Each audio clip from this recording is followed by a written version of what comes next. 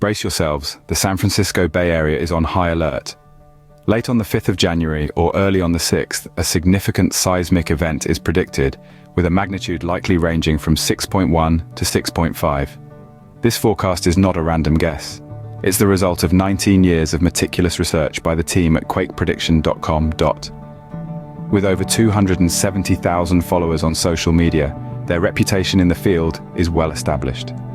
For more in-depth information, including detailed maps and graphs, head over to quakeprediction.com. Don't keep this to yourself. Share the word. Warn your friends, warn your family. Stay vigilant, stay safe.